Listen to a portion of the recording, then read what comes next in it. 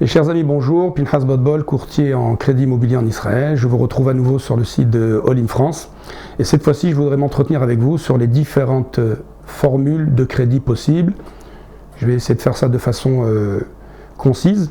Mais de nouveau là-dessus aussi, il y a quelques années, la Banque d'Israël a limité le choix possible que le client qui a besoin d'un crédit peut faire pour éviter certaines situations problématiques.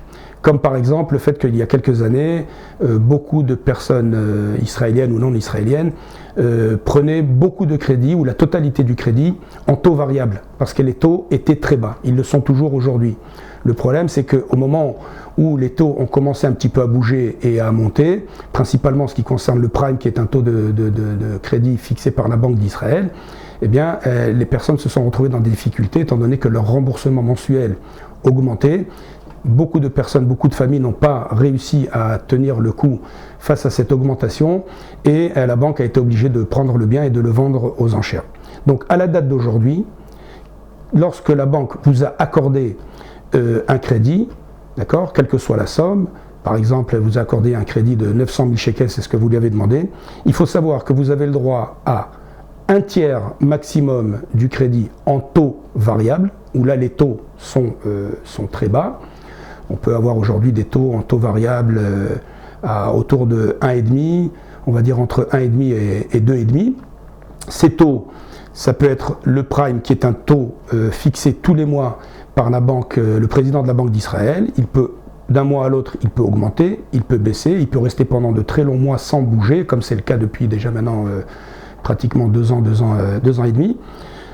Ce taux variable, ça peut être un taux d'intérêt qui est indexé à l'euro, qui est indexé au dollar ou qui est indexé à une autre monnaie étrangère.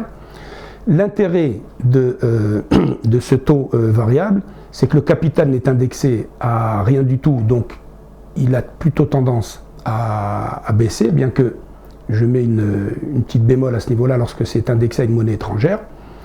Et vous pouvez faire à n'importe quel moment un remboursement anticipé sans pénalité en prévenant tout simplement la banque une dizaine de jours à l'avance. Ça concerne un tiers du montant de votre crédit. Les 2 autres tiers sont obligatoirement en taux fixe. Les 2 autres tiers sont obligatoirement en taux fixe. Ce taux fixe, il va être divisé de la façon suivante.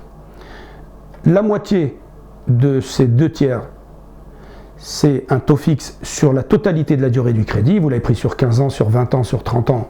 Ce taux fixe sera sur la totalité de la durée du crédit. Et l'autre moitié, vous pouvez prendre sur la totalité de la durée du crédit, mais vous pouvez le prendre en taux fixe, mais qui change tous les 5 ans. C'est une sorte de taux fixe, taux variable, qui va changer tous les 5 ans. Vous allez avoir pendant les premières 5 années un taux fixe, après les 5 années suivantes un taux fixe, les 5 années suivantes un taux fixe. Les taux fixes sont beaucoup plus élevés. Aujourd'hui, vraiment pour vous donner une fourchette très large, on va dire que nous sommes entre 3,5 et 5, voire parfois même 5,5 sur ces taux en taux fixe. Vous n'avez pas la garantie d'avoir un remboursement anticipé sans pénalité. Ça ne peut pas se négocier comme en France.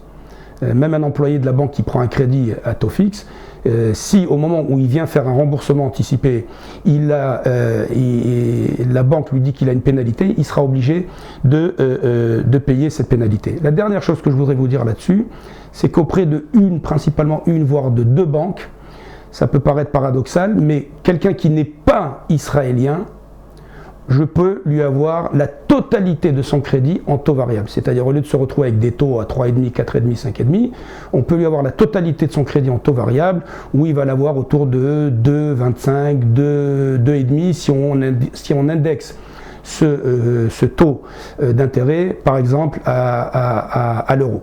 Voilà vraiment de façon succincte les différentes formules de crédit possibles actuellement en Israël. Pour plus de détails, je vous invite à me contacter. Et je vous retrouverai à l'occasion d'une autre série, d'un autre clip. À très bientôt.